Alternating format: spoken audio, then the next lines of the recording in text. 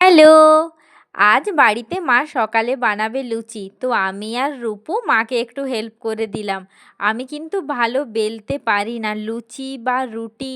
আমি এই বেলতে আমার ঠিক হয় না, ভালো পারি না বেলতে। তো আমার মুখের অবস্থা দেখো আর সঙ্গে যেটা বেলেছি তার অবস্থা। তো আমাকে চ্যালেঞ্জ করার জন্য রূপু এখন বেলতে শুরু করেছে। ওরটাও ঠিক একই রকম হয়েছিল। তো আমাদেরকে তুলে দিয়ে মা এখন নিজে বেলছে আর ঠাকুমা ভেজে দিচ্ছে। তারপর আমরা খেতে বসেছি। সন্ধেবেলাতে মা বাড়িতে বানালো চিকেন পকোড়া। আমি স্যালাড কেটে রেডি করেছি আর রূপু সস দিয়ে রেডি করছিল। আর আমার দাদা এখানে শুধু টেস্ট করেই যাচ্ছে। তারপর আমরা খেলাম গরম গরম চিকেন পকোড়া। এখানে মাও খাচ্ছে, দাদাও খেতে বসেছে। আর রূপুর খাওয়া হয়ে গেছে, ও এখন প্লেটটা চাটছে। আমার দাদা আর রূপু এখানে টিভিটা সেট করছে বিয়ের ক্যাসেট চালাবে বলে।